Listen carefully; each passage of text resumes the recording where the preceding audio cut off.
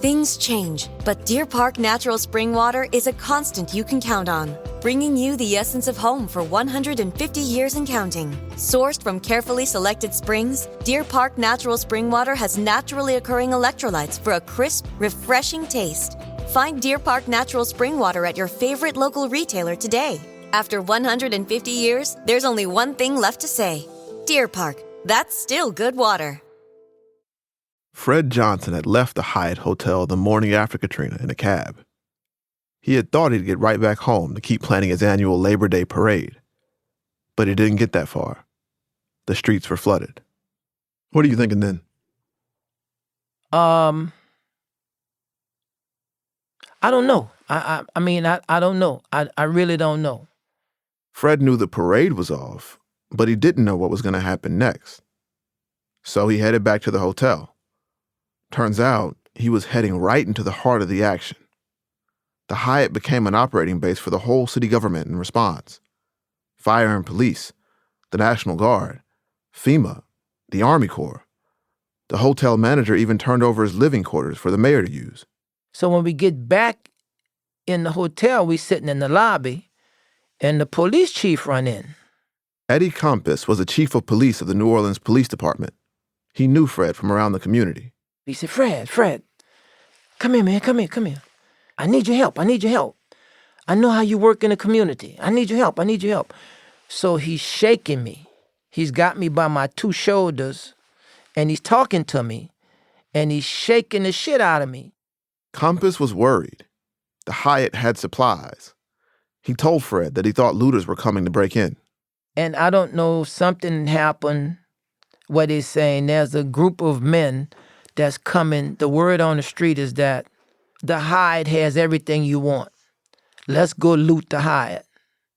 He says, listen, they're coming. I need you to go get all the men you could get. It was a strange moment.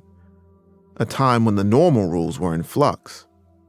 A time when Fred Johnson, a man wearing summer shoes and a khaki Kangol and possessing no actual policing experience, could reasonably be asked to protect a 27-story hotel from looters.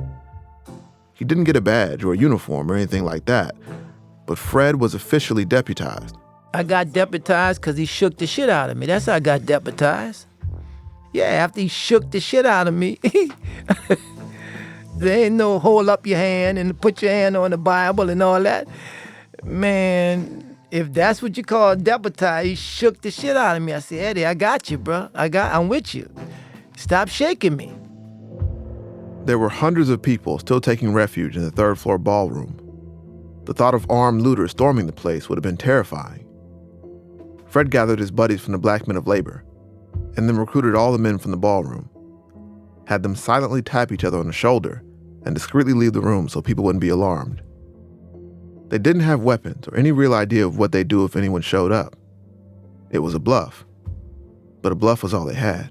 Say, listen, bro, we need you to just stand by the door so that the looters, if they should come this way, they see cats standing at the door. They don't know whether you're armed or not, right? Because you didn't have many police officers at that point. Over 200 officers were off the job. Some had evacuated, and they weren't coming back. Even lots of the ones who stayed had lost homes or loved ones in the flooding. Cops had lost service weapons and cars and resorted to carrying their own shotguns and assault rifles and driving commandeered vehicles. Some got caught looting stores themselves. Before the storm, the force was notorious for brutality and corruption. After the storm, it seemed like it was disintegrating entirely. This is something that no one had ever handled before. Chief Eddie Compass had been a street cop who rose up the ranks. He became chief at 43, one of the youngest in the country. When the storm hit, he sent his pregnant wife and toddler away. He was stressed. Some of his own family members were trapped in the floodwaters. Eddie had no way to communicate with his officers. Just imagine the whole radio system's gone down. So you can't communicate by radio. The phone system's gone down. You can't communicate by phone. I was literally in a military vehicle driving through the water, going from district to district, checking on the troops. It was very difficult. It really was. Without communications, all information was credible information. More and more, news reports painted the people left behind as violent and dangerous and turned them into monsters in the eyes of the people in charge. Even the police chief and the mayor started to repeat misinformation. It all became a feedback loop. If the media was reporting that mobs of armed looters were roving the streets, if the police chief was saying it too, people thought it was real. It wasn't for me to second guess it. What I know was there were a lot of women and children and old people in that building. And whether they were real or whether they were not, I didn't have the luxury to take that position. Fred says looters never did show up that day. He spent the next couple weeks running what he called missions for authorities in the city. Rescues, supply runs. And Chief Compass did what he could to keep things together. But he was struggling to keep himself together. People had no idea, the challenge that we had. I mean, we were actually disseminating food in the Superdome. I mean, we were rendering first aid to people who were in need of medical attention. I mean, these were police officers doing this. But as the days went on, some of the danger came from the police officers themselves. And, the few bad things that happened, which were horrific, just overshadowed all the good things that went down, And that's unfortunate. It really is. Part 4, The Bridge.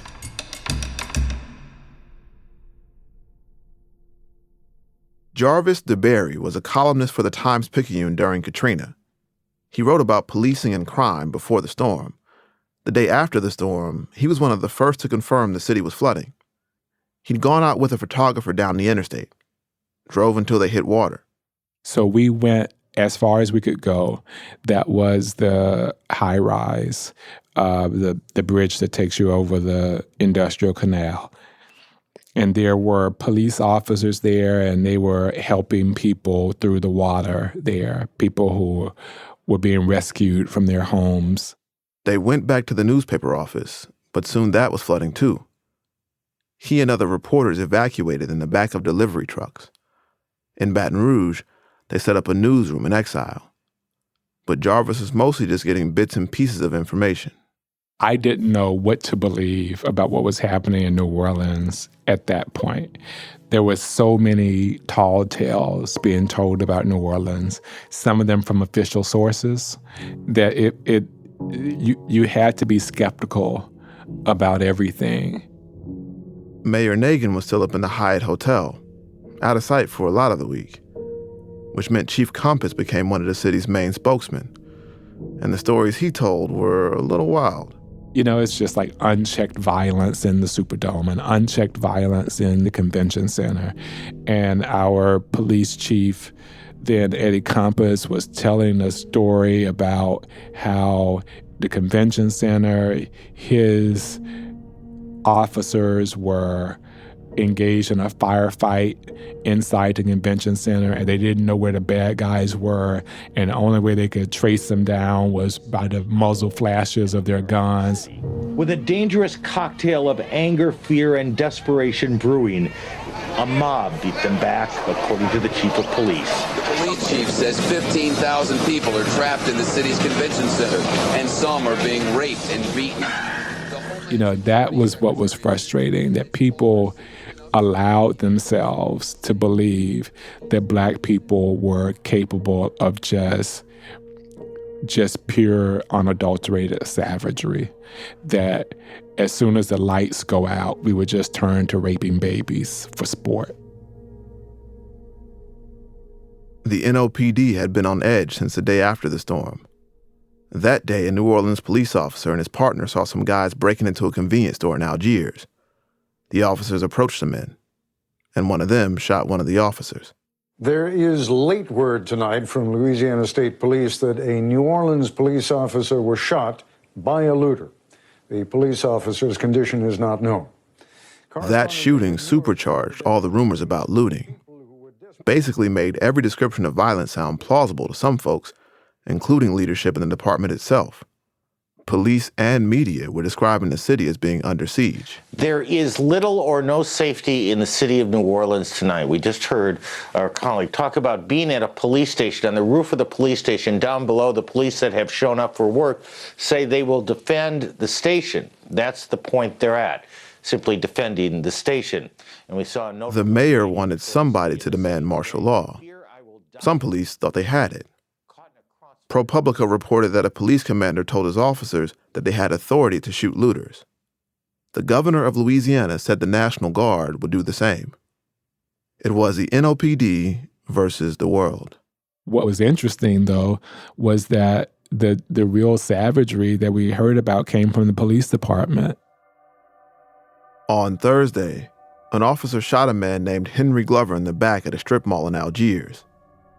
Glover was found bleeding outside and was brought to a makeshift NOPD headquarters nearby. There, another officer took the car with Glover's body inside. And his car is eventually found incinerated on the Mississippi River levee in Algiers, and Henry Glover's body is in the back of it. The next night, New Orleans police officers pulled up outside the convention center. A 45-year-old grandfather named Danny Brumfield walked up to the police car. The police say he jumped on the hood of their car. Other people say he was just trying to get the cops' attention. An officer shot and killed Brumfield. He said that Brumfield had lunged at him with a shiny object and that he shot him in self-defense. An autopsy revealed that Brumfield was shot in the back. 2 days later, there was another tragedy on the Danziger Bridge. Danziger Bridge. So it's a bridge that goes over the Industrial Canal in the eastern part of the city. For all of the people who left New Orleans, there are a lot of people who didn't leave for whatever reason. Near the west side of the bridge, two brothers had been holed up for days, Lance and Ronald Madison. For years, Lance had been a caretaker and protector for Ronald, who had an intellectual disability. They'd waited out the storm in their brother's dental practice. After a week passed, they decided to walk back to their home in the east, but they ran into the floodwaters, so they decided to walk back. That Sunday morning, they are walking across Danziger Bridge to his brother's dentistry practice, which is on the other side of the bridge. There is another family, the Bartholomew family. They have a nephew with them, Jose Holmes, and James Brissett, who is a friend of the family. They're all walking across Danziger Bridge. Around the time the two families crossed paths, police nearby got a call. An officer was under fire on the bridge. The actual events that led up to the call are murky, but as it later turned out, the man who first reported the shots wasn't even a cop and might not have actually seen or heard gunshots at all. It was just another rumor. A group of officers on the back of a, not a police vehicle, but a moving van. They come to Danziger Bridge believing that an officer has been shot down. And from all reports, they jump out of the truck firing. The officer who was driving fired warning shots. The officers in the back jumped out and began shooting at the two families running for cover. They didn't wear uniforms. There were no sirens, no police cars. They never indicated they were police. And two officers carried AK-47s. The families believed they were being ambushed by a group of murderers for no reason. It's complete mayhem on the bridge. The Madisons are running, the Bartholomews are running, Brissett is running. Officers fired dozens of shots at them. J.J. Brissett was shot in the neck, and Jose Holmes was shot in the face at close range. Then, an officer chased Ronald down too. Ronald is basically chased down and hunted and shot dead. J.J. Brissett is shot dead. Jose Holmes needs a colostomy bag. Susan Bartholomew has her right arm blown off. None of these people are armed.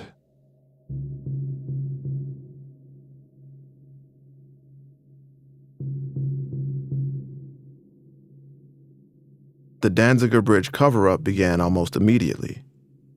They arrested Lance Madison and put him in jail on bogus charges of attempted murder of police officers.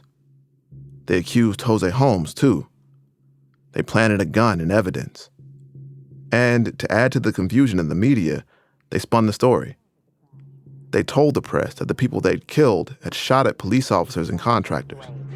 And we're learning more about a shooting on a New Orleans bridge. Word that local police have been involved in what appears to be a tragic case of mistaken identity. According to a police report, officers shot and killed 5 men today after the men fired on contractors. As you can imagine, the nature of the devastation and the lack of communications here has led to a lot of misinformation. We have straightened that out. Apparently, a group of Army Corps of Engineers contractors were on a bridge. They were shot at by a gunman. Police killed that gunman. But the Army Corps of Engineers are just fine. The rescue and recovery efforts here in New Orleans have... Compass was not implicated in any of the killings or cover-ups that happened under his watch. But the stories he, other officials, and the media helped spread created an overreaction. They made things more dangerous all over the city. Business owners guarded their stores with guns. People hired private security to protect their homes. In a neighborhood called Algiers Point, a group of white vigilantes put up barricades. They patrolled the street with guns. Witnesses told ProPublica that over the course of the week, the men shot at least 11 people. The witnesses weren't sure what happened to all of them. A family member said the men were trying to spark a race war. A month after the storm, Compass says Nagin forced him to resign.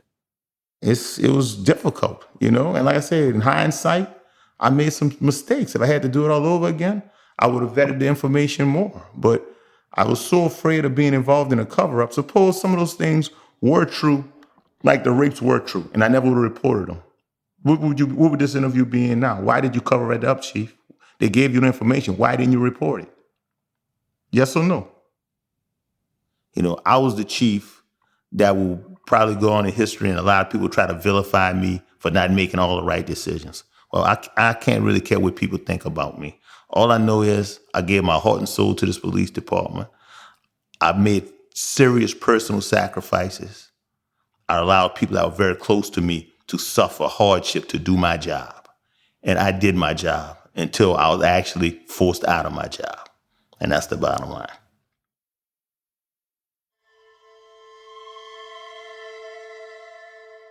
Jarvis DeBerry watched Compass that week from Baton Rouge. He, of all people, could understand how difficult it was to do a tough job in the middle of a crisis, to do your job when you were sleeping on the floor, not showering for days, not knowing if your house was underwater or not. But he didn't think that stress or exhaustion could explain what happened that week. It just took that little bit of deprivation for people to see people who live in this city as like enemies. And I think it's probably fair to say all of those rumors contributed to that shooting. The rumor going around was that people were just savages. And when you are being fed that information and you're being told that people are raping babies and slitting young girls' throats in the convention center and doing all kinds of stuff that human beings don't do, then I think it becomes a lot more difficult to see people as human beings. It makes me afraid knowing just the kind of really thin line that exists between civility and outright fatal chaos.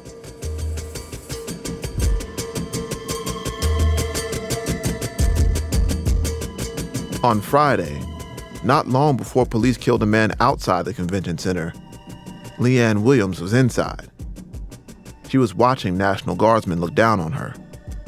She was afraid. And her family had a decision to make.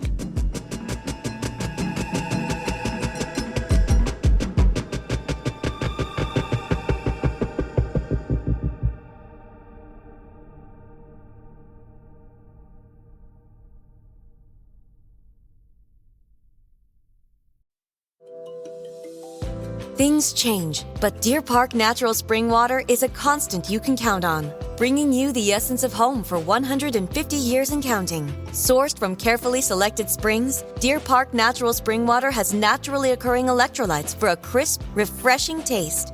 Find Deer Park Natural Spring Water at your favorite local retailer today. After 150 years, there's only one thing left to say. Deer Park, that's still good water. Leanne Williams and her family had been stranded at the convention center, eating cans of beans, trying and failing to hotwire cars so they could escape. As far as they'd seen, there were no buses, no helicopters or trucks full of food. Leanne started to think they were all going to die there. So my mom went to talking to my stepdad and was like, you got to do something. We got to go. My child thinks we're going to die here. We got to go. So I remember us packing like the stuff we had, like our purses, book bags and stuff we had. And I just remember we started walking up Convention Center Boulevard, and it started raining. They walked toward the Crescent City Connection Bridge. It connected New Orleans to a town called Gretna. Just the day before, a group of evacuees had tried to walk over the bridge, and Gretna police officers blocked the way. They allegedly fired gunshots over their heads. They had the National Guards up there with the rifles. If you walk up there, they were sending you back down. You could see them actually from the convention center because you could see the G&O Bridge. Mm-hmm. So you could actually, when you look up, you could see them, all of them lined up, just looking down. And we just walking just to take our chances to see if they was going to let us cross. In the week after Katrina, bridges were some of the only lifelines in and out of a city surrounded by water. People crossed them on foot, by truck, by bus. Journalists like Jarvis, paranoid police officers, and people just trying to make their way out of a city in chaos. The crossings were unpredictable. Nothing was certain, really, not even safety. But Leanne's family, they got lucky. We was walking and this lady swung with this RTA bus. A woman who drove city buses had taken one and decided to try and rescue people on her way out. She made one last swoop on that side of the bridge. I'm pretty sure it was my dad saw the bus and we was hollering, help, help, and just, hey, all us just waving our hands up. And she happened to see us and she opened the door and my dad was like, where you going? Can you please just take me and my family? Can you? And she was like, sure, come on. And we really yelling to her because she's far away. Mm-hmm. And she was like, yeah, come on, you and your family, come on. We just went running. You know how you running and it's like you just running in slow motion and you're just trying to get there? That's how it felt. So like a movie? Yes. Seemed like it was far away. I'm just trying to get on the bus because this is our chance to get out of New Orleans. The woman stopped and let them on the bus. We were just so happy, my whole family. We just was laughing and everybody like, we on the bus. And we didn't know where we were going. We just was happy that we was out of the convention center. The Gretna police were letting vehicles across the bridge. The bus went through. They decided to go to Baton Rouge, but many of the roads were either flooded or closed off. Authorities stood watch in some places. The bus pulled up to one of those spots on a back road. A National Guard soldier stopped it. And he was like, he stopped the bus. We thought we was going to be, I thought that we was going to be in trouble. He was going to make us give the bus up and we was going to have to go back to the convention center. So I was scared. But something was off. Leanne noticed a soldier was standing there with a woman and a baby. Boy, he was like, can y'all please put them on the bus for me? They've been walking for days. And the lady, she opened the bus. She was like, sure, yeah. They could get on the bus. And he was like, just good luck, y'all. Just keep going. Get out of here. He said, just keep going to get out of here.